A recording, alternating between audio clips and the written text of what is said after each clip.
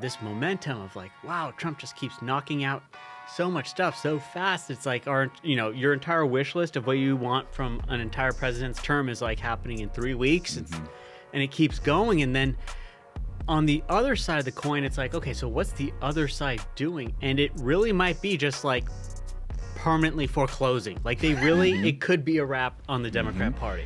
But what it said about the Democratic Party is far more significant in both the short and the long term of American politics. These guys have a rudderless ship. We finally beat Medicare. Well, he's right. He did beat Medicare. He beat it to death. Joe Biden's legacy for seniors? He raided Medicare, made premiums skyrocket, and drove up drug costs. Worse, the Biden pill penalty is already slashing the development of affordable drugs, forcing seniors to pay the price of Biden's failed policy. Biden broke Medicare, but President Trump can fix it. Call Congress and urge them to end the Biden pill penalty. Ladies and gentlemen, your attention, please. Just a catching strays over here. You're in for a hell of a show. Keep the faith, hold the line, and own the libs. It's time for our main event. Good Thursday to you. I think the question is this the end of the Democrat Party? It is a question we have not grappled with since Ronald Reagan took 49 states back in 1984, but is a question that feels very pertinent this week with the events of the State of the Union and everything thereafter. Fellas, Josh Holmes, Comfortably Smug, John Ashbrook, Michael Duncan on assignment today. But, boys, we got a lot to say. That is actually a serious question you have to ask. After seeing that. So, I mean, we'd had such a long discussion for a bunch of episodes about how this momentum of like, wow, Trump just keeps knocking out so much stuff so fast. It's like your entire wish list of what you want from an entire president's term is like happening in 3 weeks. And it keeps going. And then on the other side of the coin, it's like, okay, so what's the other side doing? And it really might be just like permanently foreclosing. Like they really, it could be a wrap on the Democrat Party. The end of the Democrat Party and the dawn of the golden age of our country. That's not a coincidence. It's not a coincidence. Very well said. No question about it. The voice encapsulating it as always. We got a very big show. We've got Senator Tommy Tuberville, old coach, is in the program today. And we're going to be recapping the events of the week, obviously the State of the Union, the reaction of the State of the Union, and then some takeaways. Like, look, we've done this for a living, and we've done it in some places where you can see telltale signs of what Democrats are going through that the media wants to cover up. They don't want to tell you the story of the big fractures and the big problems that are happening and their further cleavage away from the center of this country, which, of course, signals the end of a nationally popular political party. Now, I'm not saying it's done today, but there are signs. Yeah. There are signs that it's not going well. So we're going to get to all of that. To go further, you need to be ready for what's down the road. As energy demand continues to rise, we're harnessing breakthrough innovations to increase production in the Gulf of America. Our latest deep-water development, Anchor, produces previously inaccessible oil and natural gas, allowing us to deliver the energy we all need today so everyone can follow their own road. That's energy in progress. Let's jump right off the top with the State of the Union. Let's play clip 1, if you don't mind, Spaghettis. And to my fellow citizens, America is back.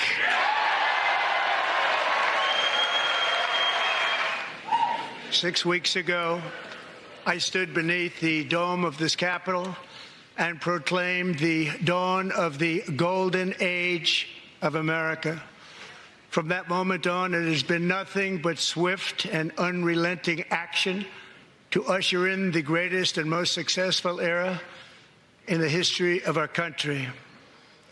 We have accomplished more in 43 days than most administrations accomplished in 4 years or 8 years, and we are just getting started. Yeah. So, I mean, look, a couple of takeaways. One, the golden age. That's something that is now entirely synthesized with the Trump administration, the message of what they're trying to accomplish here in these 4 years.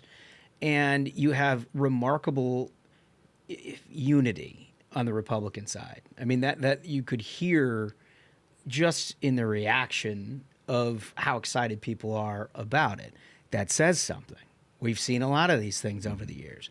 When you have people jumping to their seats and ready to go right off the jump, you know, it says something. On the other side, Yep.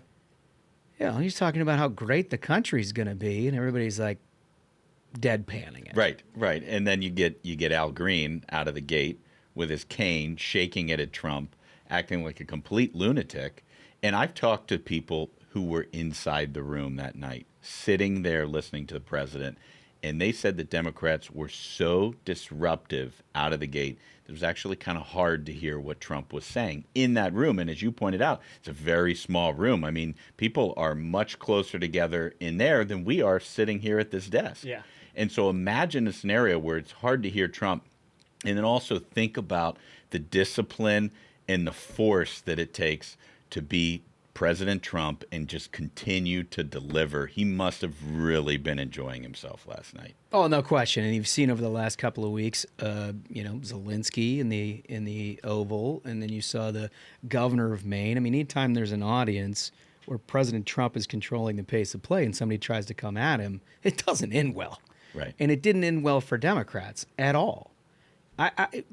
Look, I want to take you under the hood because some of the things that we have done over the years can give you some indication of what Democrats are going through here. I remember Johnny and I were in leadership communications positions during probably the leanest era of my lifetime in Republican politics, where you had, 40 seats in the Senate, huge minorities in the House. Right after Obama won. And the president with a 75% approval rating. And there was a real question of how to handle that. And you had a Republican Party that immediately looked at the agenda list of what President Obama wanted to do, and it was like an allergy. And they knew immediately we were in deep trouble. And everybody was very, very angry. Angry at losses, what they saw as incompetence on the campaign front. I mean, there's a reason that this was a new leadership team that we were working for. I mean, there was a whole bunch of things that people were really mad about. And the whole goal was to ensure that the party knew how to not self-destruct. Because at some point you were going to get an opportunity to talk about something because you knew that they would overreach with numbers like that. And the enthusiasm that Democrats had at that time. They were going to overreach. But you had to make sure that you didn't self-destruct beforehand so that by the time they got there, you'd already blown yourself up. You'd wasted all your political capital. Nobody took you seriously. You'd just sort of done all of the things that everybody who expects a party that's no longer nationally competitive to do. And so we would have conference meetings with all the membership of the conference, sit down and talk about how to act during that speech, that particular speech. And there were a couple of rules. One is you applaud the President of the United States. Anytime they talk about how America is great, you applaud it. Doesn't matter. It's the President of the United States. It's not the President of the Republican Party or the Democratic Party. It's the President of the United States. When they have sympathetic voices of issues that you can all agree on are issues, but you have very different ways of going about trying to solve them, you applaud those people. These are victims of circumstance that you may have a different way of approaching the problem, but the person themselves is an American. These are the people who put you in office. You stand up and you applaud, and you make sure that everybody knows you never have indifference to the plight that Americans are feeling, whether or not they're invited there by the President of the United States or not, right? And then you just try to be respectful.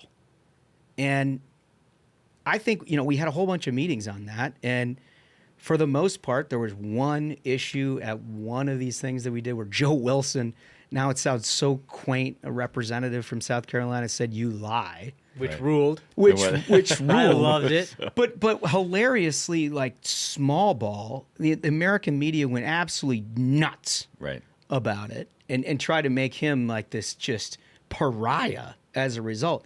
But I would, there was 300, 200 something other members that they just did exactly what they needed to do because they knew along the line at some point we were going to get to something. Turned out to be Obamacare. Yep. And when we got to Obamacare, the powder was dry. Mm-hmm. They didn't see the Republican Party as a party that was just sort of this feckless, uncaring, unserious party. It was somebody who was making real arguments against a government takeover of healthcare and throwing people off their plans and the chaos that all of that created. And that sort of began the Republican Revolution of 2010 that ultimately ended in 2014 with massive Republican majorities in the House and the Senate. That's how we went about doing that. Now, I have no doubt that Hakeem Jeffries and Chuck Schumer have somewhere in their head, let's not embarrass ourselves tonight. But you have to wonder about whether they have any grip on their conference whatsoever. The first thing they did is put a video together that had the same script where like 25 different members said the same script in a video that had all the authenticity of a pickpocket. Right, but they said the word shit out of the gate. Yeah. So that means it's authentic. Oh, yeah, so that means they're representing what people think. So I have this kind of like synthesizing as I was listening to Holmes. I hope everyone listened to that very carefully because there was so much wisdom in that, and you can see a reflection and almost a contrast between what he just described of where Republicans were at when we were told that Republicans are in the wilderness. They're a regional party. Obama's 2008 victory, the wisdom in what he just described of the approach that Republicans took, as opposed to what you're seeing right now from the Democrats. And a couple of things. First, you'd mentioned that Republicans were told, rightfully so, that if you hear something's good for America, you may have a different approach to tackle an issue or the circumstances that this individual faces, you cheer for it, which is the right thing to do. We didn't see that from the Democrats. Not once. And there's a very specific reason why. Because their party has been so captured by a very far left radical fringe, so captured by it, that they have painted themselves into a corner they can't get out of. When inherently the left tells Americans that America is like a fallen country. It's an inherently racist, irredeemable country. They can't just cheer for America because they've been taught and have been teaching that inherently America is a bad thing to begin with. That's right. Right? Which is why you saw they were unable to do that. Secondly, when you describe this video that they put out ahead of time of them all being like, oh, they said shit, so it's going to be authentic. When they're all like robots reading the same line, completely inauthentic. The problem is Democrats see their problem as a communications problem, as they always do. Totally. When it's inherently an ideological problem. When you see Such a over good 75% of Americans agreeing on all these issues, like they could not cheer for men being removed from women's sports, which is an 80-20 issue. You see the polling out there. It's the most popular action that Trump has taken in his presidency. It polls the best, and not a single Democrat. It's even worse. They had a young girl who suffered brain damage as a result of an injury from a man playing women's sports, and they couldn't cheer for her. They couldn't cheer for her. They couldn't cheer for her. Her existence in the chamber was something that they couldn't cheer for. That's what I'm talking about. And then, again, and they're wearing pink, though, because they see it as a comm strategy. Of we support women. Our comm strategy is to wear pink, not cheer or support this legislation that actually protects and helps women. Yeah, you're so true. But then you look to their leadership, and I heard Hakeem Jeffries ahead of time basically trying to tell people you have to act cool, you have to do your thing, and I thought, okay, well, here's one guy who is maybe knows how to read and understands history, but he is leading a group of people who all think they're the main character. Yeah. And so it wasn't just people in pink. There were people in black. There were people wearing other things. Everybody's doing their own deal. Yeah, they had bingo signs. Right. Like a auction paddles. Everybody's got, you got AOC, you've got Ilhan Omar. All of them think that they're the main character and that their storyline is the only plot that matters for America. And they couldn't be more wrong. They're so out of touch. And it was on full display last night. I'm so glad it was exposed. And I'm so glad that the president didn't just stop and like not address it. Yep. Yeah. And he did it in a very smooth way. Whenever he got to a point in his speech that it really applied to them, he turned right to them, looked right at them, and he pointed at them. And it was just masterful. The guy is a showman. And to early on, just the last thing, for him to be like, I could give something that every American agrees with, and these Democrats still won't cheer it. Kind of calling out early what we were going to see and the Dems, how they were going to behave for the entire night. That was a smart play. Totally. So if we're going to put a fine point on the top segment of this, it is the president did a great job. It was a great speech. It was a well-written speech. The guests were fabulous. He delivered it perfectly. He was funny. We're going to get into all of that. But what it said about the Democratic Party is far more significant in both the short and the long term of American politics. These guys have a rudderless ship. To the extent that Hakeem Jeffries understood what the assignment was, he could not get his party to do it. Right. To the extent that Chuck Schumer understands how politics under the dome works, he could not get his party to do it. And what that tells you is, Wolf, our producer, brought up, it's like watching a college campus protest where everybody sort of shows up because they're like part of the left, and somebody starts screaming about the environment and shut down the Keystone Pipeline, and then somebody else is like, yeah, we don't like the Jews either. Yeah, and you're like, what? It's insanity. You're like, what? What? Where did that come from? But that's it's so true. That's today's who they are. That's today's Democratic Party. And then just in case you needed just a little bit extra to tip you away from the nonsense that they're selling, you get something like Clip 1A. Spigettes, throw it up there.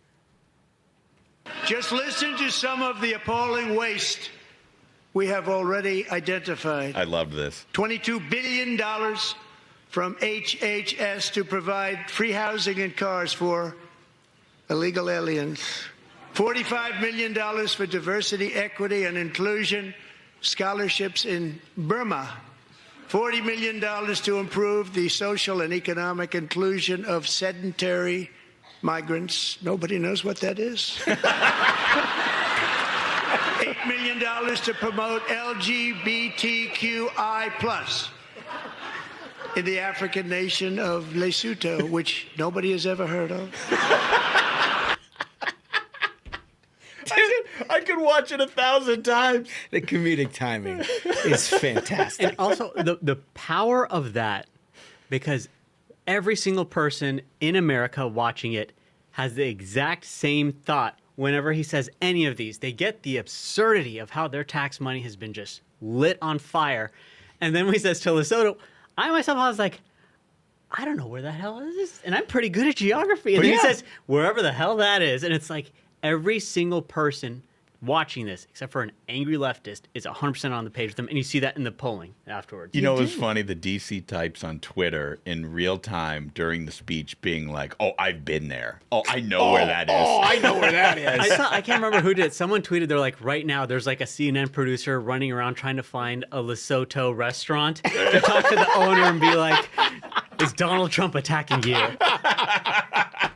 So good, and the contrast of you got a Democratic Party that's outside of the restaurant and everything, all protesting all this stuff makes no sense. Many amazing points during this speech. We're going to get to a lot more that we find particularly interesting as we go forward, including the media reaction and everything we're going to get to right after this. Hardworking Americans know when it's time to roll up our sleeves and get the job done.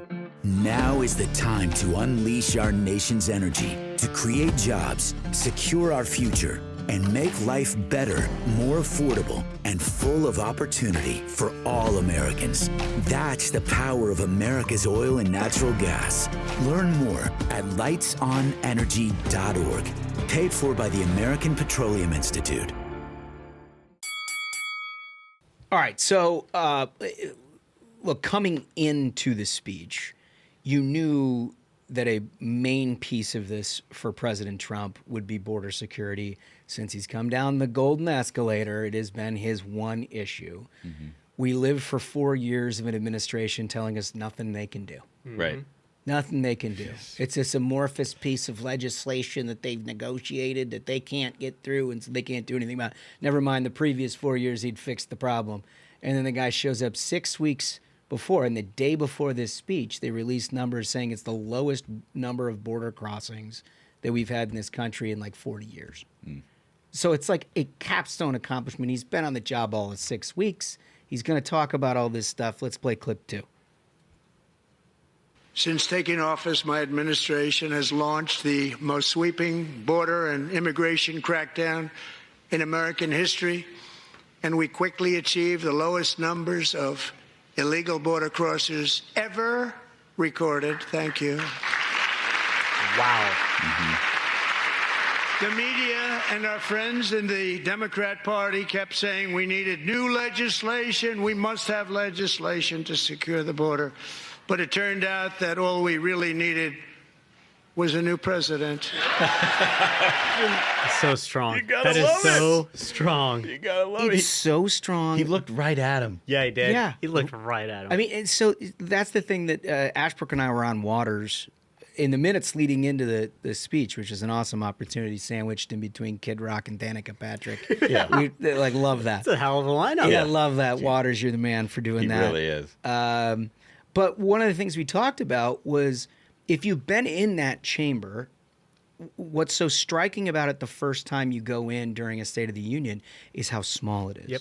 On TV, it looks like it's a stadium. Yeah. It kind of looks like a sports arena type thing where it's just filled to the rafters and there's upper decks or whatever.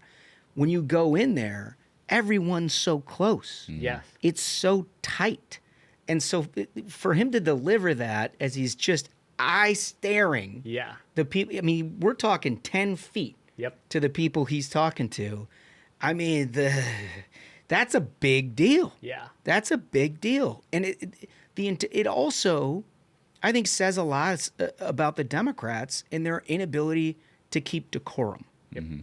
Because it really, if you're in a place where you've got like, a couple hundred people, it's like being in a movie theater and deciding you need to like, oh, don't go in there. Like sometimes you just have to have some manners when you're in public. And they had none. And there was a president of the United States addressing for the first time in his second term, the United States Congress, and they couldn't do it despite being 10 feet away from him. It's because they think that everything is about them. Yeah. And they, not them as a party, them as like a person. Yes. Like AOC is somehow the most important person in this world, and if we only paid more attention to her, America would be better. Like that, it's the kind of narcissistic lunacy that only the left can produce, and it was on full display. No question about it. There was a bunch of other moments. One of them that I found completely hilarious for two reasons, and we'll get into right after we play the clip. Clip 3, please. With no end in sight, the United States has sent hundreds of billions of dollars to support Ukraine's defense. With no security, with no anything.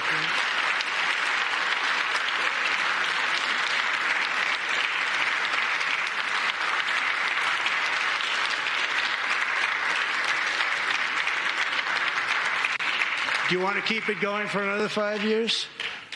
Yeah, you would say Pocahontas says yes.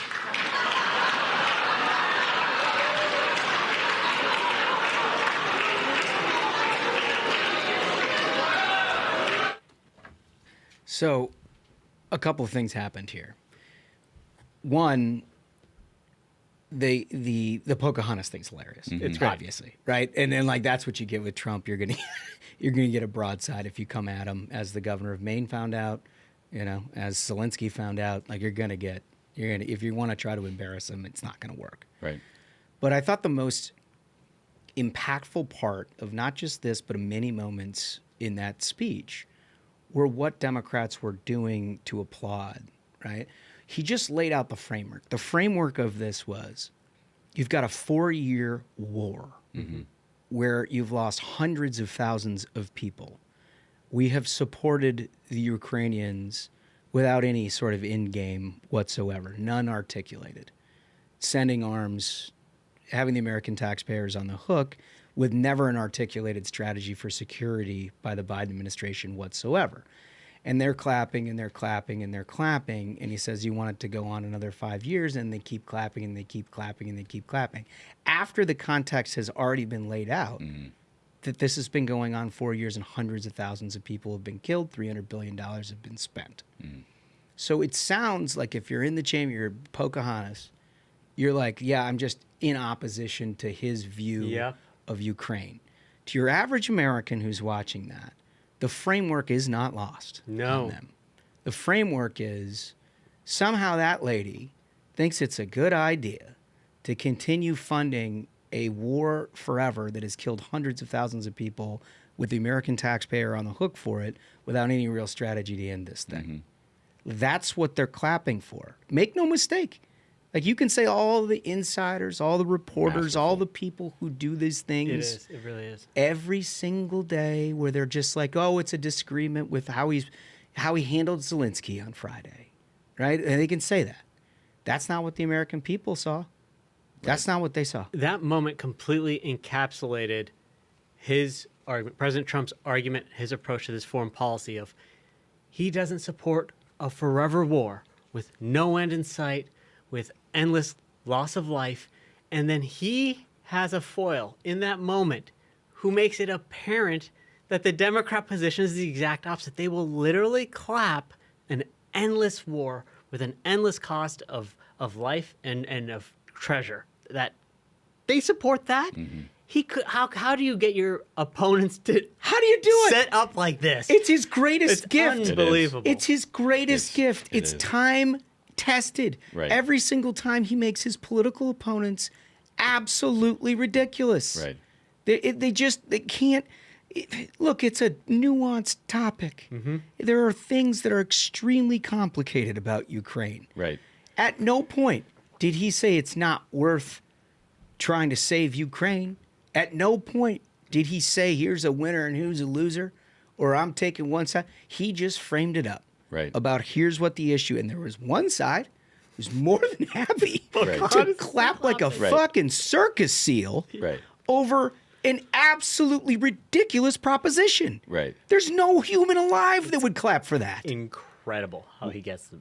I mean, what we saw last night, obviously, he was funny, and he had these little master strokes just like that, and he was unique. This is leadership. His speech was declarative. He was very bold, and the whole thing, Holmes, reminded me of something you always say about presidential campaigns. You cannot win a presidential campaign if you're running some other person's playbook. Yeah.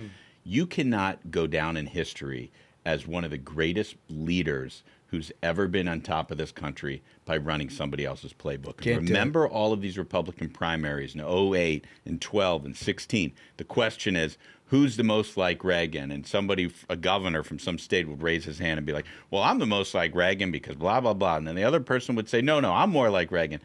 This is new. This is leadership that's appropriate for this generation, that's needed for this time in American history. And he is exactly what we wanted. That's why people voted for it.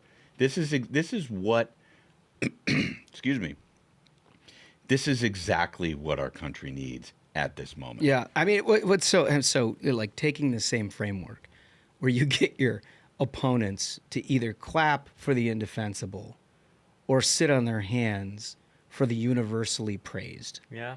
Is what he did in that moment. And that's why this isn't Tuesday night's news. This is going to carry on for a bit. Yes. And he put a finer point on that with some of the guests. This is the one that stuck out the most to us, obviously, in clip 4.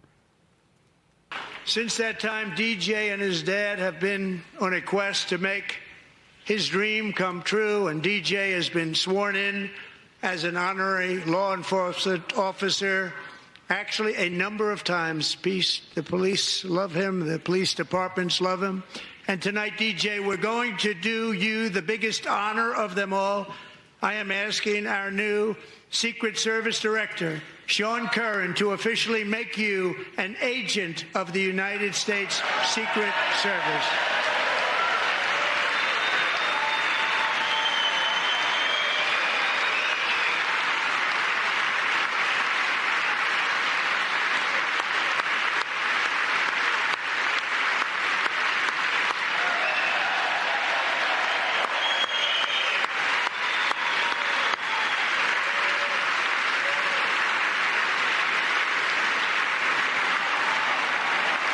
So, I mean, good God. First of all, this is a young man whose life has been threatened by cancer. Yep. That has obviously had an untold impact on his family. And the only thing he ever wanted to be was a law enforcement officer. Something that a lot of people have got a lot of sympathy for, just aside from the fact that he's been stricken with his childhood malady. He just made his dream come true. Yeah. Right? The kid's there. I mean, he's hugging a Secret Service agent. You have one side of the aisle that is erupting in applause because of the moment that kid's having. Because President Trump made that moment happen for him. The other side is sitting there. They're not doing anything. It's an absence of, this isn't partisanship, it's an absence of humanity. It is. It's like, what's wrong? That's an actual defect as a person. It is. A deep emotional and psychological defect. If you cannot give a round of, to this child right here, if you can't applaud for that, if you can't applaud for that moment, what's wrong with What do you do? And this is like, I come back to myself in 2009 when we're sitting with a bunch of United States senators and we say, I know we're in a tough economic time. There's going to be a factory worker in this audience who has had a rough time. And it is because of the policies of this federal government. And the president's going to talk about ways we need to change that because of that person. You cannot be the person who's just sitting on your hands.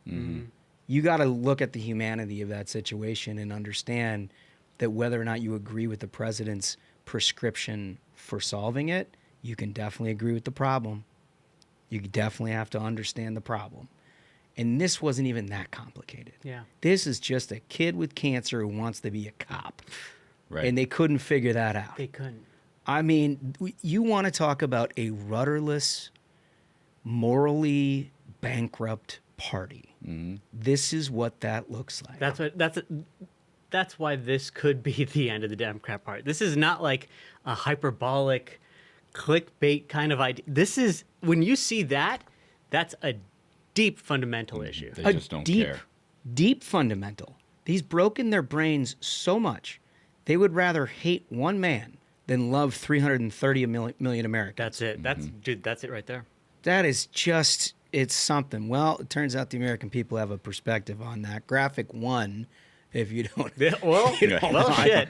So, noted conservative outlet CBS News finds that 76% of the American people approve of that speech. I can understand it, and I've seen some polls that dig deeper into the specifics of it. Time after time after time, he's coming up roses on this thing. And Democrats, man, they just lost their way. Tell you, it wasn't just Democrats. It was also several writers at the Washington Post and the New York Times, because while Americans approved of this at 76%, there's a Washington Post headline that says, quote, "We're doomed." 9 columnists on Trump's address to Congress. In the New York Times, quote, "It was 90-plus minutes of bad moments. 9 opinion writers on Trump's address." It's incredible. Think about that.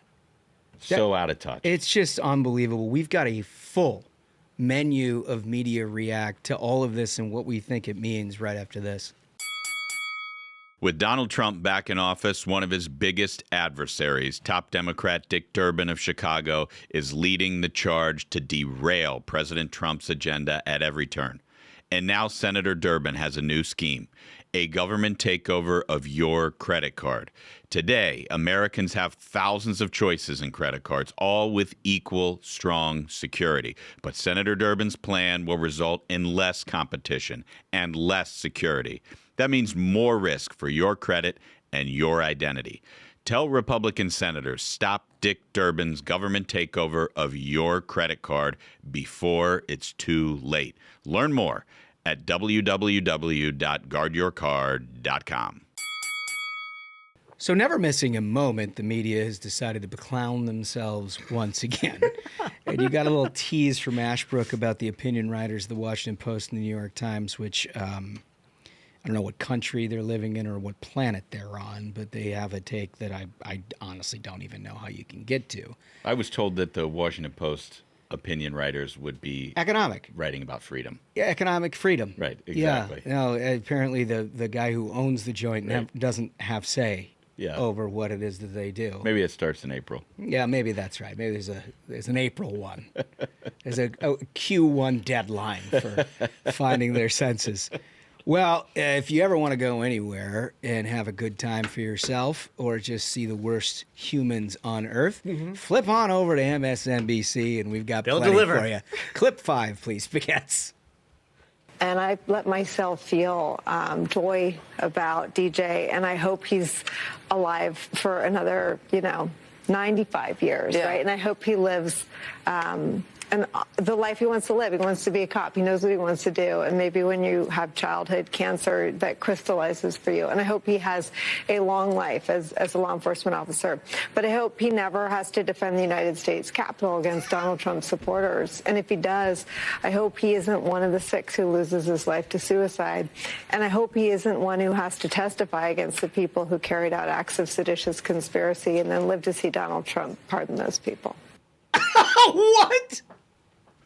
How does it even first of all, I don't know if you guys noticed within the clip. I let myself feel joy for DJ. Well, she let herself feel joy. And she started in, and then they do the wide shot. That's what I was going to say. And can we play that on a mute? When you see Psaki.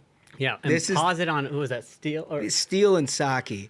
Right, so these people make a living out of saying absolutely reprehensible things, but Maddow's like, where is this going? Look at her face. Yeah. She's like, where is this going? And all of a sudden the pivot happens right here, and then all of a sudden she goes to a wider shot. Pause that. That right there. Oh man! Anytime Jen Psaki is like, oh shit, I'm gonna hate being on this panel right now. And then you see Steele just staring straight down at the ground.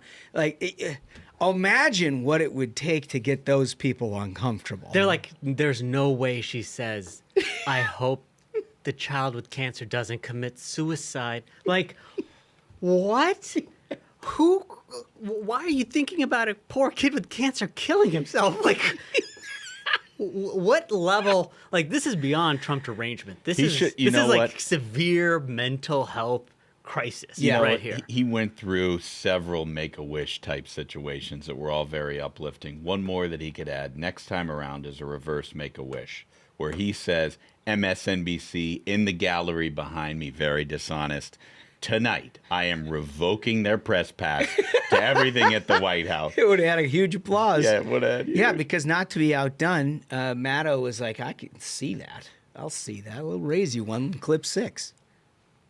For the record, and this is disgusting, the president made a spectacle out of praising a young man who's thus far survived pediatric cancer, as if the president had something to do with that. This was in the midst of him praising Doge. The Doge cuts, among other things, have cut off funding for ongoing research into pediatric cancer.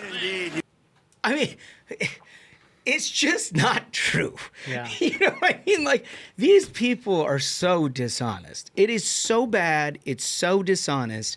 And it wasn't about anything other than a young man fulfilling his dream on the biggest stage America can provide, a moment that everyone should just have pure joy in, and Rachel Maddow finds disgusting. You're partisan. I mean, partisanship's a hell of a drug, guys. It's a hard. I mean, they say heroin's tough, and I've heard a lot about the opioid epidemic. I'm not sure that it beats partisanship. There's nothing that ruins a human mind worse than that. So I lost a family member to childhood cancer, to leukemia. And if you can't have the baseline humanity for that, I mean, as a person, let alone someone who's on TV and knows you have, I mean, daily their audience gets smaller and smaller, but anyone listening to have any kind of a take like that, like what's wrong with these What's wrong with you? Yeah. So that's just a couple of highlights and lowlights from what we saw. But we highlighted all of this stuff not because we're like the first to market on what was Tuesday night's speech, but because these are the things that we think are going to have a lasting impact. And if you're talking about the news of the week that was this week, the first week of March 2025, these are the things. Make no mistake, there is a fundamental change at this point where Democrats are not a serious party. No. And you can try to mask that through the media. You can try to pretend that 9 columnists saw it differently. You can talk about a Zelensky meeting on Friday that you thought lacked decorum. Or you can talk about trade policy or tariffs or what have you. It will not ever compete with 60+ million people watching their behavior and how they handled these stories. It just won't. Nope. It just won't. So I know you've got a lot of favorite lines from the speech. We only just scratched the surface. Yeah. This sucker was 2 hours. Yeah. And by the way, I didn't want it to end. No. I felt it's the first one in a long time where I've been like, what else do we got? When it felt like he was wrapping up, I checked the clock and I was like, no way, it's 11? Yeah. It really flew. The fastest 20 minutes of my life. I did too. So there's a lot of favorite lines. Our question of the day to all of you is, what's your favorite line of the speech? Maybe it's a policy. Maybe it's something that we have a lot in there too that we didn't discuss today, but your favorite stuff. Get to all of those. You got to like and subscribe on the YouTube in order to do it. When you do, we'll read them next week and we'll get to all that. We will also get to your comments from Tuesday's episode right after this. Hey, aren't you that PBM? Middleman, at your service, doctor. Don't you get rebates that save money on medicines? Oh, PBMs like me get big rebates. So why do patients tell me they're worried about their costs? No one says we have to share the savings with patients. Congress should make sure medicine savings go directly to patients, not middlemen. Visit phrma.org/middlemen to learn more. Paid for by pharma. All right, so you recall that on Tuesday, we did a little preview of the State of the Union where we thought that the president would do what he did. Basically, was talk about the accomplishments of the first 6 weeks, essentially, of this administration. And we had a top 5 list. And we asked you to add to it. To do that, we always start with a voice. Okay, first comment comes from Nanku. And Nanku writes, any one of those top 5 wins could easily be number 1, and there are other great things that he's done, like opening up the drilling, attempting to stop the woke agenda in public schools. Good luck with that one. And getting out of the climate agreements like Paris. But I think Trump's greatest overall accomplishment has been psychological. He has always been about the art of the deal, but now he has convinced us that the art of the possible when it comes to government. That's great. All our lives, we heard, you can't fight City Hall, and we saw corruption, at least some of it, but knew we ultimately couldn't do anything about it. For the first time, we are seeing real change, and at breathtaking speed. God bless President Trump for giving us true hope and optimism about our government. That's Nancy from Orange County, California. Put comment, Nancy. Yeah. That's absolutely right. That's thoughtful. Yeah, we've commented on our that listeners, kind man. of thing. Yeah, that's good. Oh, man, you smart lady there in Orange County. Sorry, you have to live in California, but Orange County, if you got to live somewhere, as good as it gets. All right, comment 2, Smug. This one comes from Suzanne Farrell, and Suzanne writes, the hostages he's gotten released, not just the ones in the Middle East, but the men from Russia. And the 6 Rick Grinnell got released from Venezuela. I had no idea they were down there and that there are at least 6 more down there. That's another thing is how quickly he's accomplished this. Yeah. And the example of like the gentleman from Russia that he freed, right? Yeah, Mark Fogel. And then you compare that to what was the name of the basketball player lady that Brittany Griner. Brittany Griner. Yeah, that we sent- Biden traded the Merchant of Death, Yeah. the world's #1 illegal arms dealer, who's, as the Wall Street Journal reported last week, back in business and selling weapons to like Hamas. Jesus. I mean, it's just, they're so bad. They're so, thank God we have changed administrations, because it shows you what was said here in these last 2 comments, what's possible. Bingo. Right? Comment 3 is from Linda Lantot. Great comment here. I truly believe that one of his greatest accomplishments has been the change in attitude within the United States. He's brought hope to us all. We're willing to suffer through a little pain that might come from implementing these policies in the short run to gain long run tremendously by the implementation of the fantastic directional policies. He and his crew are legendary. Every day is like watching the Avengers. I'm riveted. Yeah, man. I mean, look, so far so good, Linda. I mean, you're right. So far so good. It's been really fun to watch. All right, I want you to know, fellas, that I did not procure this particular. So this is the home segment. I didn't do it. I didn't do it. But the New York Post reported, and we have a dutiful journalistic imperative, shall we say, to bring this kind of news to the American people. They need to know about this kind of thing. Someone has painted a giant penis on the roof of an elementary school, and authorities are scrambling to cover it up. I want to put graphic 2 up for our YouTube viewers. There it is. There it is. It is gigantic. And that in and of itself is absolutely hilarious. The writing in this story simply must be fully I mean, it's the discussed. New York Post doing what the New York Post does best. It's just so good it deserves a moment. So the Germans are involved in yet another battle of the bulge. It begins. Authorities are attempting to cover up a giant penis that was erected on top of a school in Berlin. The doppelwanger has reportedly been painted atop a free Waldorf school in Kreuzberg district back in 2022. That's right, a 65-foot-long Titanic Wait, it was tallywhacker. painted it was painted 3 years ago? Yeah, wait, you'll get to how hilarious that is.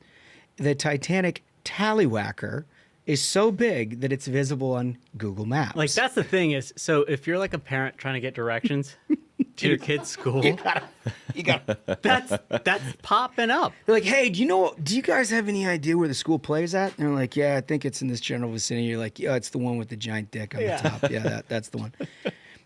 Whether this magnum opus was the work of street artists or students. Oh, come on, man. Donatello, perhaps. This guy was like really after it. The kids who painted this are in high school now. And they're legends in their neighborhood. Donatello. Everybody's talking about it. Is yet unclear. Donatello. The doppelwanger has reportedly been painted atop the Free Waldorf School since 2022. However, authorities have attempted to paint over the edges in a half-baked attempt to try to cut the schlong story short. Alas, the shape of the sex organ remains discernible on the roof of the Waldorf School, which specializes in education developed in the 1900s by Austrian social reformer Rudolf Steiner. So, what's happened here is that somebody painted this thing, and then they let it like no one knew it was there for a couple of years. And then when they found out it was there, they were like, "Oh man, we gotta paint over this, obviously." And then they painted over it, but the sun had like sort of bleached it in. Also, like so there's nothing they can do. The school is just a permanent prick. This is also like so symbolic of what has become of Germany. Like this country, like for so long after the Berlin Wall came down, you saw it went through a period of becoming this like great industrial giant, and they were able to accomplish things and build things. And now they've become so weak. Like, they can't accomplish anything. Their government is, like, crime is skyrocketing in Germany. They can't get anything done. Like President Trump pointed out in his speech to Congress, they spend more money buying oil from Russia than they're sending to Ukraine. Like, talk about an ass backwards country. Like, and then they can't even paint over this thing. Like, they can't even get the dick off the schools. Anyway, that's worth highlighting for many reasons, not the least of which is inspired writing. Yeah, congratulations to the New York Post on that one. New York Post, you and all your editors, fantastic. You know, that is the kind of story that if you turn into your editor at the New York Post, he's like, son, you've come to the right place. We've clearly hired the right person. Totally. Okay, well, so with all that, we have to get to our distinguished guest, fellas. Senator Tommy Tuberville, the coach. Well, sometimes when you're talking common sense and, you know, what's happening around, you want to bring an old ball coach in for something like that. Here's a guy who is a good friend of the program. You've been here a few times, but it turns out you're like a policymaker and stuff. I mean, it's all kinds of different stuff you got going on. Senator Tommy Tuberville, how are you, sir? I'm doing good. Thanks for having me on. Hey, you guys come a long way. It's I've known you. It's a difference. Look right? at this. You've got a sign behind you now. Yeah. That means you've made it. I know it. We've tried to improve the aesthetic a little bit. You know, we got important people coming in here. Yeah, so, look, our view, this is a pretty seminal week in a lot of different ways. Thought the president did a nice job in the State of the Union, which we still call it. Thought Democrats beclowned themselves in a way that couldn't actually, it's hard to actually put in words how bad their reaction to all of it was. You were in the chamber. What were your thoughts? Well, we knew it was coming. They've acted like clowns since I've been up here for 4 years. Yeah. I mean, my God, what Joe Biden and the Democrats did to this country, just spent $7 trillion that we shouldn't have spent. That's the reason we're in such a bind right now. But you know, I would always sit around thinking, you know, what win have they had since I've been here? I said, this is miserable. I mean, and they didn't have a win. Not one good thing for the American people. Now, they won for themselves because what they want is power. Mm-hmm. That's all they want. They're pushing this climate hoax and all this nonsense. But it's amazing. They can like create an industry and fund it. LGBTQ, whatever all that stuff is. Yeah. I mean, all they do is try to create a voting base. Mm-hmm. And it's, you know, I had my bill on the floor for the third time on Monday. Yeah. No biological men or boys playing against women. Now, President Trump did an executive order, but we have to make it law to make it last forever. Yeah. Mm-hmm. They voted against it. Every damn one of them voted against it. And you look at them, I know you got a daughter. I know you got granddaughters. Why in the world would you vote against this? It blows my mind. It's a 90-10 issue. Exactly. I don't understand why every single one of them is on the 10% side. And they don't either. The problem is, you know, if you're the leader of the Senate, and if I'm the leader of that bunch, and after I'd put up with this and just saw President Trump run them out of the stadium, you know, November the 5th, I'd say, you know, let's look at the 2 or 3 issues we got to get off our plate here. Such a good one. We've been saying this forever. You'd think that there would be a moment where they would say, maybe we headed in the wrong direction on something. And they knew we were going to get 53 votes in the Senate from the Republicans. I just said, listen, here's the deal. Those of you that are up for election in 2 years, I want you to vote for this. Let's get it off the plate. Yeah. You might not believe in it or really want to do it, but I'm tired of hearing about it, and they're going to use it against us every day. Not one of them voted for it. And that just shows you they have zero leadership over there. They have no game plan. Yep. All they want to do is try to trick people into thinking that they're for them, and they are just the opposite. I mean, they're Marxists. They're not Americans. They don't believe in constitutional republic. They don't believe in anything that helps their American people. They want to control the American people, and it ain't working. Well, that's what became so apparent to us last night in some of the stories that President Trump highlighted, which, you know, you look at the young woman who was injured, obviously the volleyball player by a man who spiked a ball in her face. She had brain injuries as a result of that. And you'd think just a basic humanity, you see that situation, you'd applaud her survivor mentality. You would applaud what she's gone through and understand this is a problem, and you would just show some basic humanity in the moment. Not a single one of them. They hate Donald Trump so much because of what he stands for. They're not going to give an ounce of sympathy for anything. They refuse to do it, and it's costing them every day. I don't think. Surely there's one or two of them over there. I think all the time. Are they smart enough to understand they're running in front of a bus here? And they're going to get run over, and they're going to get up again, and they're going to turn around and come back, and they're going to get run over again.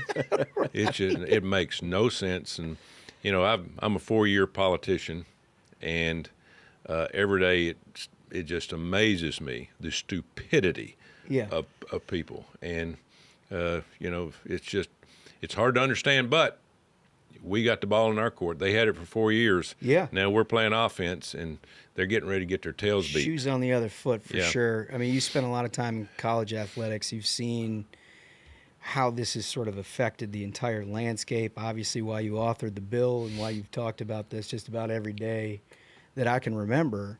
You know, the executive order goes a long way. We do need to make this into law. I mean, do you think, the NCAA sort of did a little reorganization on, at least they addressed it for the first time. About that much. Yeah. About that much. They don't want to make a decision on anything, guys. Right. That's the reason we're in trouble with this NIL. Yeah, so, right. We can get into that. I want to get into that in a minute. minute. But you're right. I mean, they don't want to make a decision on any of this stuff. And so all of this just kind of gets pushed on further down the road where it's a political issue for somebody else to sort of figure out. Meanwhile, you've got girls continuing to struggle competing against men. Like that story last night with beat the record of some race by 5 hours. I mean, what are we doing? Weightlifting. He could have gone through a whole list of them. Yeah. And it's obscene. Yeah. That's what it is, and it's unfair, and it's unsafe. The little girl that got hit, y'all did probably see that. Yeah. You know, she gets hit in the head with a guy just spikes the ball and drilled her. Down she goes. She's struggled ever since mentally, you know, with her brain injury. And they don't care. Not one of them stood up when she was introduced. I don't care if you believe in it or not, but here's a young lady that has been struggling for over a year just trying to make it in life. Yep. You think they care? No, it's about them. Yep. It's all about the Democrats. And I'd love to be able to say, you know, hey, at least half of them stood up or whatever. Not one, because I guess they were given orders to sit in your seat, look at your phone, hold up your signs, your stupid signs, and let's just play stupid again for another couple hours and let people know that we're going to continue on this clown show. And some of them were pretty rowdy out of the gate. I talked to one of your colleagues who was sitting there, and he said it was almost hard to hear what the president was saying with those guys shouting on the other side, because the room's a lot smaller than people think. Yeah. You know, everybody watching this show, they don't really have a concept of how tight that is, and everybody's kind of on top of each other. Yeah. So if somebody's yelling, it's hard to hear. But they were really interrupting him early. Yeah. And they got the one Al Green or whatever his name With is. the cane? Yeah, with the cane. And that was all orchestrated. You know, he sat in a place right in the middle, and he called him a liar, and, you know, you're cutting Social Security and all these things. Which is hilarious. Right. I mean, like, where do you Right. even come up with it? It's like literally made up out of whole cloth. You and your colleagues have to be sitting there like, man, I like to think we're doing some things that are right, but they're killing themselves. Yeah. In 4 years, they overspent $7 trillion. Yeah. Guys, we are dead broke. Our country's in so much trouble. And our only chance was to get somebody like Trump and Elon doing what they're doing. Yeah. We had, I mean, if we'd have got another Republican that would just been a normal president, it'd be over. Yeah. Even a Republican. Democrat would have been a disaster.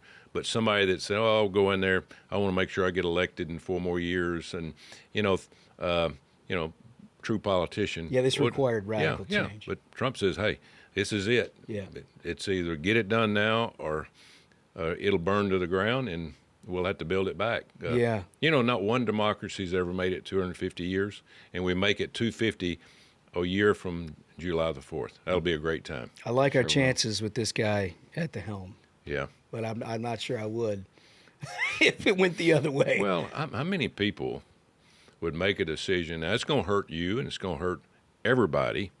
It's going to hurt farmers. It's going to hurt small businesses. These tariffs are going to hurt for a while, but it's got to be done. I mean, we got to have a little bit of pain before we can start working it back. And it's like cutting workers and doing the things that we need to do to build a business back. We are way overbloated with employees. This town, oh my God. Yeah, DC. I mean, you know, nobody was working, number one, but we had just millions of workers that they had put into place just to get votes. At the end of the day, that's what it was about. Yeah, they create industries and then they fund them. And it's just one. It's what we've always joked. Every Democratic administration looks like the previous one because they're all the same people. And none of them leave. They just go work for some paper shuffling think tank down the road funded by George Soros and sit there for a while and then come back. That's on both sides now. Yeah. Now, Democrats are bad, but we've got Republicans that they stay up for a while and then they decide they're going to go make some money and they get in the lobbying business. And because they know they have friends back and they call whoever and say, listen, I need you to meet with this group. Because that's all lobbyists do. They just get you a meeting. Yeah, get you a seat at the table. Yeah. With somebody that might have some pull. But things have to change in fundraising. I mean, it's way out of control. PACs, you know, the money that you raise and how you spend it. And again, I'm involved in that. I mean, you have to go out and raise money. Yeah. I mean, it costs a lot of money. Yeah, there was a race. Well, Herschel Walker's race was $300 million. That's wild, right? For a position that pays $174,000. Yeah. We're a little bit bass backwards here. Right? No question about it.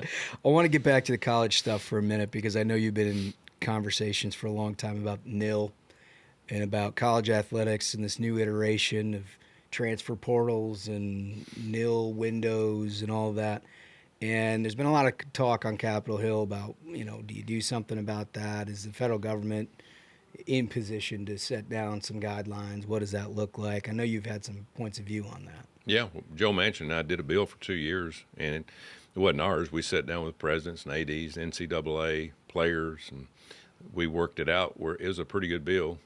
Unfortunately, Chuck Schumer had the floor because they were in charge.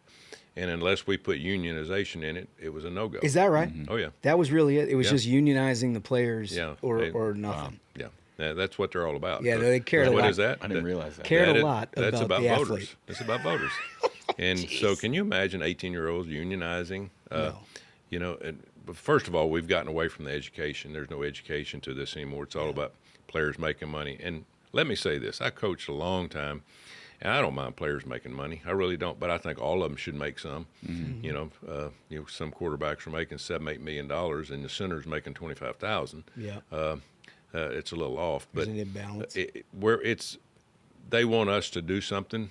I've spent hours with Saban and all the guys that I stayed in the business with forever. Yeah. We can't help. We can't. I mean, there's no way we can really help. That's the reason we had the NCAA. And the problem with NCAA is they can't control football. You know? It seems like it. Yeah, they don't make any money off of it, number one. They make all their money off the basketball tournament. Yeah, the conferences are really driving and so that. you heard a while ago, President Trump did the executive order on women's sports, right? Well, they make a ruling that kind of pacified, you know, our president, but didn't me because I read between the lines. And if you read it,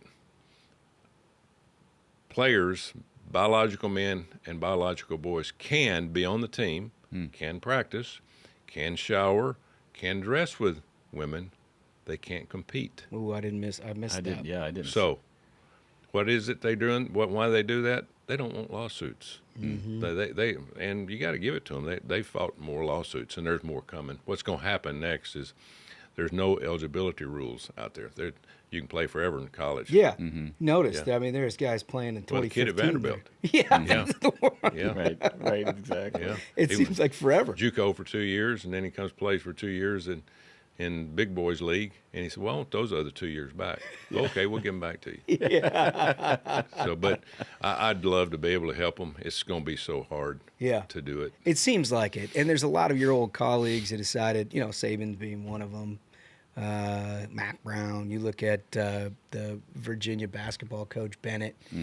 the Villanova basketball coach. I mean, everybody sort of has the same story on the way out. They're like, this isn't what I do anymore. No. You know, no, you can't build a team. Yeah. And it's not about relationships. It's not about education. Yeah. You know, or development. The players are running the teams now. Yeah. You holler at me, I'll find a place to get the same amount of money somewhere else. That's for tough. the life of me. And I didn't coach during all the transfer portals and all that. For the life of me, why do you have a transfer portal after? I understand after the season, but then you go through spring practice and you have another one, and you open it up again. Why would you do that? I know there's a player last year that transferred from a team. He went to another team for $500,000, got paid, went through spring practice, didn't like it, quit, and went back to the team he transferred from. Well, there's one He's an guy. Iowa kid, was it? Yeah, right. Yeah. Remember that. There's one guy running towards college football, and there's been a lot of talk about how well he's going to do this year. Bill Belichick at North Carolina. I wonder if you have any thoughts on whether you think he'll succeed with the Tar Heels. He's proven he's a good coach. Yeah. But if this works, I'd be shocked. Okay, you're an athletic director. You go out and you hire a young guy and pay him $1 million a year. You take that other $8 million that you was going to pay somebody like Bill Belichick and go buy you players. Players win games. Coaches ain't going to win a game. They're going to lose one, but they're not going to win games. Yeah. You can't build a program anymore. Bill Belichick, Nick Saban, myself, we were all came up through the knowledge of this is how you build a team. Yeah. Mm-hmm. You go recruit, you bring them in, develop players, work the heck out of them, beat people in the fourth quarter. That's how I did it. And they're always going to play hard for you. I mean, now it's minor league sports. Yeah. And so what you're going to end up having is you're going to have all these teams, which at the end of the day, 1AA, and I call them 1AA, Division II and all that, you probably got 300 or so. And you're going to end up with 3 divisions. You're going to have the bottom 100 that just maybe get a scholarship. Then you're going to have the scholarship group of the middle group of the 100. Then you're going to have the boys that are going to get paid. It's what's going to happen. Yeah. The only way around it. Man, and they all got GMs now. I mean, that's the other thing that I find fascinating, right? You get the athletic director, you got a head coach, and then Notre Dame just hired a general manager from Detroit Lions. You got GMs. Yeah. I mean, it is professional. And we spent, for all my years, there wasn't a week go by I didn't talk to our players about drugs, about gambling, because gambling is a big problem. You don't think we don't have a gambling problem now? It's out of control, but they don't want to catch it. So you got the drugs, the gambling, and all the things that surround, the things, agents. Yeah. Hey, don't talk to agents. Now they got guys come off the street and say, listen, I can get you $25,000 more to another school. He's not registered. You don't know who he is. He most time lying to the athlete. There's no structure to what they're doing now. We can't keep this up. It'll ruin it all. So it breaks down the relationship between the coach and the player, and that makes a difference in a game. Yeah, that's brutal. And what I hear is he sounds sort of fatalistic about the ability to actually put in any sort of governing. But we talked about earlier, NFL, back in the 60s, Congress gave them antitrust, which they could be a monopoly. So what they did, NFL and AFL all came together, and they did one TV right for everybody. Yeah. Well, now they make $300 or $400 million a team a year. Yeah. Now, if they're going to make it in college, they're going to have to do the same. All of them going to have to come together, and then they have 2 or 3 spokesmen and have a revenue. And they all come in, the TV, and said, okay, we'll give you this or that. They would triple their TV revenue. They'd go from $4 billion to 10, 12, 14, 15 billion overnight, and then you'd have more money. That's where the money's at. Yeah, and that's really the only way they're going to be able to do that. You want a part-time job running the NCAA or at least one of these conferences? Because it seems like the guy's got some good ideas. Well, when you spend 40 years looking at the good and the bad and the ugly, because I've seen it all. Yeah. But I couldn't do it in this day and time. I could not. Yeah. Too frustrating. Yeah, it's just frustrating to have to. You can't build a team. You just got to buy one. Yeah. And hope you buy the right ones. And if you don't, things aren't good. Yeah, man. Well, we got maybe one more piece of business and then a couple of things we want to get to. Look, a lot of big things on the horizon. Obviously, the whole reconciliation process that carries much of the Trump agenda. and it's going to be tricky. Although I feel like in the Senate, and you tell me your perspective, but it seems like you've got a lot more consolidation within that conference and unity about a purpose here in terms of getting tax deals done and getting what we need to do and energy and the border and everything else. You optimistic about all of that? Yeah, we got a chance to do it right. Yeah. Problem is, you got the House and the Senate. Yeah. Now the House passed something. Now to me, it's not enough tax. It's not enough cuts. Mm-hmm. But we have to get the tax bill redone. Yeah. Because if not, next year everybody will pay at least $1,000 more a month in taxes. We can't afford that. We'll, the Democrats, they're just licking their chops. Yeah, they don't. Because they'll move right back in. That sounds great for them. Yeah. Oh yeah. Yeah. So we're doing it, but we got the debt limit coming up in the next week. Yeah. And are we going to shut the government down? Yeah. If we do, it'd be because of the Democrats, but who's going to get the blame? Yeah. We are. Yeah. Mm-hmm. And so we got to get something done. The House has done something. We've done something. I think at the end of the day, we'll see us merge, and leadership will hopefully get us out of this mess and pick the best of both worlds. Well, and it's where it's helpful to have President Trump and his leadership, too. I mean, there's a sort of a unifying message at the top here that, it's tough to do when you don't have a president in your own party. Yeah. But the president, I will say this, you hear all the Democrats talking about, this is for the billionaires. President Trump is standing up for the middle class. Yeah. It's exactly what he's doing. I mean, he care less about corporations. They're going to get their tax break. Billionaires, they're going to make their money no matter what happens. Mm-hmm. We do not have much of a middle class left because the Democrats about destroyed it. Yeah. We about lost all of our farms. I mean, they just run them out of business because of regulations and the input costs.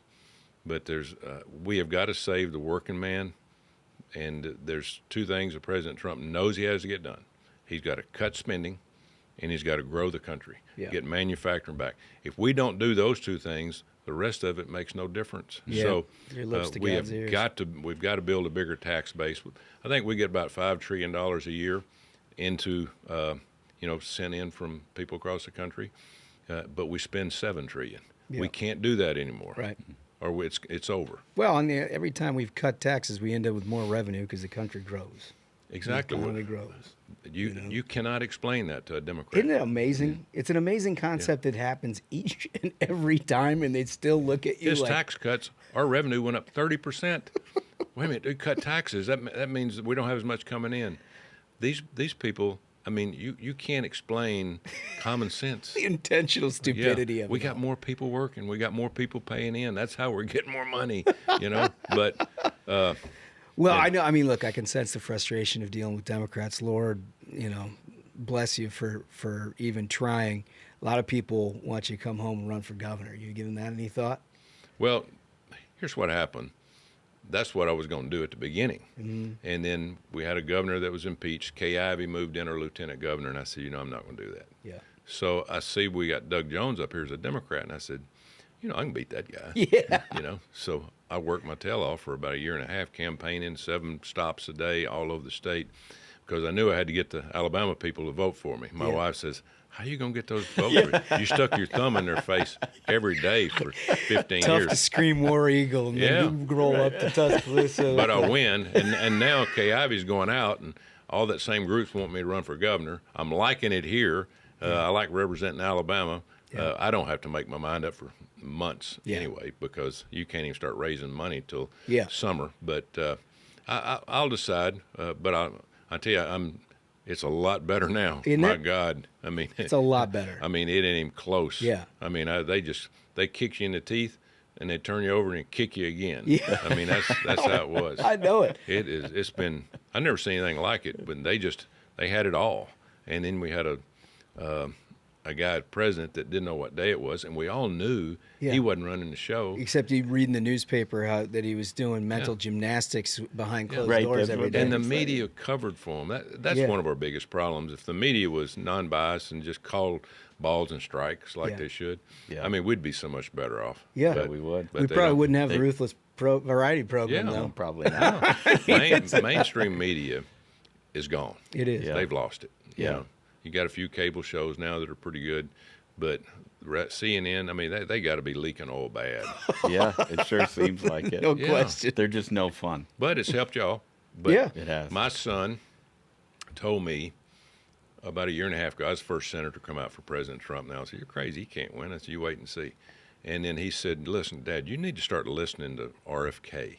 You need to start listening to Elon Musk, what they're saying on podcasts, Joe Rogan, Ruthless, all you guys, because y'all tell it like it is, but you explain it and people listen to it. Yeah. They don't do it on 2 minutes of mainstream TV. They just they No, can't they don't do really it. care. And No. people know we have a point of view. We don't hide that from anybody. And you watch mainstream news, and they pretend like they're unbiased, but everybody knows they are. Yeah, the topic selection Yeah, is something. as long as you tell people the truth. And we have all these nominations, and I tell all these nominees, listen, NIH director today, I told him, listen, Fauci he ruined, trust in this country when it comes to medical because of COVID. And the first thing you got to do is get a good team and build trust back with American people. Yeah. Absolutely. We got these biolabs all over the world that we fund. That people are going, why in the hell do we fund these biolabs in Ukraine? They got 8 over there, 8 or 10, and the bombs are flying everywhere, and they got germs in these things. It's good advice. I hope he takes it. I hope he takes it too. Yeah, well, I hope he takes it too. He will. So you brought us a little memento here, some Vulcan gin. Turns out it's a hometown product. Yeah, I've drank all the vodka, so we didn't have vodka in it, and to bring you. But that's Charles Barkley. He started at 5, 6, 7 friend of years. yours. Yeah, good friend, big Auburn guy. Comes to a lot of the football games, basketball games. When I first got to Auburn, I'd play in a pro-am or something. Who would play? He's playing with Barkley. After playing with that swing for about a year or so, they'd ask me, "Coach, we need you to play in this tournament." I'll play as long as I'm not having to play with Charles. But now golf swing's good. Is it really? Oh yeah, he's gotten better. He's worked at it and got some lessons. Yeah, he plays in enough pro-ams. Yeah, golf swing's better. Lost a little weight. Well, maybe a little bit. Maybe a little bit. What a great personality that guy's got. I've always. He's unbelievable. Yeah, he's a real entertainer. Yeah. Yeah. Well, one of the great things about you and your career from sports to here is the relationships that you've made, the things that you've been able to do, the concepts of all the things we're talking about related back to just normal, everyday conversation. Yeah. Guys, we live in the greatest country on the face of the earth. Not close. Yeah. And I've had the chance to travel around the world several times in the last few years being in politics. Can't wait to get home. People don't realize what's happened to Europe. Europe's gone. Yeah, they've lost Europe. Why? Immigration. And that's the reason. That's what they were trying to do here. The globalists were trying to overrun us here. And thank God President Trump got in. We got Homan and new Homeland Security Group. And they're, first of all, you got to stop them. Yeah. And then I have even people from my constituents in Alabama, Coach, we've got them all over, and they're not working fast enough. And I tell them, listen, we got to stop them coming in first. We got to get the wall. We got to get all the technology done. They will go home, I promise you. We can only do one thing at a time. But unfortunately, it's going to cost us billions of dollars of what the Biden administration did to this country through immigration. No question about it. But we're heading in the right direction. Thanks to President Trump, your leadership, Senator. Thank you so much for coming in here. Thank you. It's always a pleasure to see you. Well, good. Keep us updated on everything. Well, NIL is going to be interesting because we're going to make a big push. I'd love to be able to help.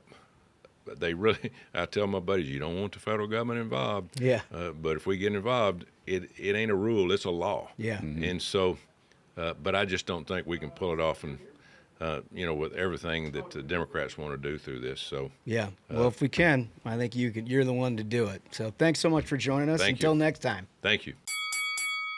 Man, that guy is just so fantastic. I mean, every time you hear him talk, the libs lose their minds, and that's how you know he's over the target. Yeah, it's so true. He's shown up with a very specific idea of what it is that he wanted to do. He's become very popular. Yeah, I mean, the issue of getting men out of women's sports is like an 80-20 issue. Yeah. It's a good one to fight on. It is a good one to fight on. We're going to follow up with him, and undoubtedly our conversations continue. At some point, he's going to get a jacket. I think this is like 3 times that he's been on. Yeah, that's right. We're going to start passing out a lot of jackets around here, Wolf. I hope we got a tailor on the ready. Anyway, with that, fellas, I think we've done it. I think so. Absolute banger of an episode. Gentlemen, thank you so much, Senator Tuberville, and thank you so much To our dear listeners, remember, if you have not yet, go to our YouTube, hit that subscribe button. More fun in video. So until next time, minions, keep the faith, hold the line, and own the libs. We'll see you Tuesday. Stay ruthless.